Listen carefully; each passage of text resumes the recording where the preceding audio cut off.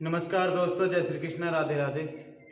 सज्जनों, स्वागत है आपका हमारे YouTube चैनल शिवम चौहान आध्यात्मिक में। सज्जनों, कैसे हैं आप लोग? आशा करता हूं आप लोग बहुत ही अच्छे होंगे। दोस्तों, तो आज हम बात करते हैं भारतीय नारी की, जो कि घर परिवार की लक्ष्मी होती है, घर का एक सदस्य होती है, जो कि घर को चलाने वाली होती है। आज हम उसी के बारे में बात करते हैं। बहुत ही सहन शक्ति उसके अंदर होती है भारतीय नारी की। रूस, यूक्रेन, चीन, ब्रिटेन आदि अन्य विदेशियों में नारी को लक्ष्मी नहीं माना जाता, लेकिन हमारे भारत देश में नारी को देवी और लक्ष्मी के रूप में माना जाता है। तो सज्जनों, आज हम बात करते हैं कि उसके अंदर कितनी सहनशीलता और कितनी धर्मशीलता होती है और कितनी पावरफुल होती है नारी। अगर नारी अपने संकल्प पर अड़ी हो जाए तो उसे कोई हिलाने वाला नहीं है। इतनी धैर्य शक्ति उसके अंदर है। संकल्प शक्ति की बात करें तो संकल्प शक्ति इतनी होती है उसके अंदर कि जब रानी लक्ष्मीबाई, जिसे झांसी की रानी के नाम से भी जाना जाता है, उसने ये संकल्प कर लिया कि मुझे अंग्रेजों को इस देश से बाहर भगाना है, बाहर निकालना है, तो उसने भगा करके छोड़ा, अपनी जान की बाजी लगा दी और अपने देश से अंग्रेजों को भगा करके छोड़ा। तो सज्जनों, आज की भी यदि हम बात करें तो आज भी भारतीय नारी स्त्री बहुत ही माननीय है। अन्य देशों में नारी को केवल बच्चा पैदा करने की मशीन और संभोग के लिए उपयोग किया हुआ माना जाता है और सेक्स प्रक्रिया में निपुण माना जाता है, सेक्स प्रक्रिया में। लेकिन हमारे भारत देश में ये सब नहीं है।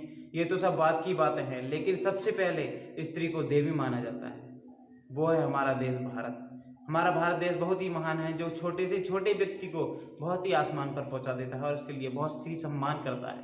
हर किसी का सम्मान करता है हमारा देश। यदि आर्यवर्त की हम बात करें, उस समय की यदि हम बात करें, जिस समय हमारे देश को आर्यवर्त के नाम से जाना जाता था, तो उस समय में भी देवियों को बहुत उच्च स्थान प्राप्त किया गया था और ऊंचे स्थान पर बैठाया गया था। और आज भी वही परंपरा चली आ रही है और हमारे देश में स्त्रियों को बहुत ही सम्मान दिया जाता है। कानून के तौर पर भी देखा जाए तो हमारे कानून में भी स्त्रियों को सबसे आगे रखा गया है। यदि चार आदमी एक तरफ हों और एक अकेली स्त्री एक तरफ हो, तो वो अकेली स्त्री केस जीत सकती है और उन चार व्यक्तियों की कोई बस की बात नहीं है जो केस जीतते। क्यों? आखिर क्यों है ये सब? क्यों नारी को आगे रखा गया है? तो नारी को इसलिए आगे रखा गया है क्योंकि वो कष्ट सह करके 9 महीने अपने बच्चे को घर में रख करके पैदा करती है और कष्ट सहने के बाद उसे जन्म देती है। तो दोस्तों, ऐसी नारी की हमें हमेशा पूजा करनी चाहिए। और जो स्त्री सारी घर के कामकाज को संभालती हो, व्यक्ति तो केवल बाहर काम करता है और उन बच्चों का पालन पोषण भी करती है, इतनी धैर्य शक्ति है। यदि कोई इस वक्त व्यक्ति शराबी है, जुहारी है, तब भी उसकी सहन शक्ति उसके अंदर है। वो सहन करती है, उसे निभाती है और उसे खाना खिलाती है, सब काम संभालती है। तो स्त्री, भारतीय नारी बहुत ही महान होती है। और पुराने समय की यदि हम बात करें, तब भी जैसे झांसी की रानी और सीता माता के रूप में जिन्हें जानते हैं, राम की पत्नी माता सीता और सावित्री जैसी अन्य स्त्रियों ने अपने पतिव्रता धर्म को स्थापित किया इस दुनिया में और अपना नाम किया। तो आज भी कुछ स्त्रियां ऐसी हैं जो कि अपने पतिव्रत धर्म को निभाते हुए बहुत ही अच्छा काम कर रही हैं और अपने घर को संभाल रही हैं और बहुत ही काम ऐसे कर रही हैं जिन्हें समाज में उच्च स्थान प्राप्त दिया गया है, उच्च स्थान प्राप्त किया है जिन्होंने अपनी काबिलियत से।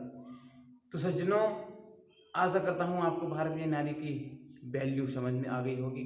तो मैं आपसे भी निवेदन करता हूँ हाथ जोड़ करके कि भारतीय नारी का हमेशा सम्मान कीजिए और जिनकी शादी हो गई है वो अपनी पत्नी को लक्ष्मी की तरह समझिएगा और जिनकी नहीं हुई है वो आगे आने वाले समय में उन्हें देवी करके मानिएगा। तो नमस्कार, जय श्री कृष्ण।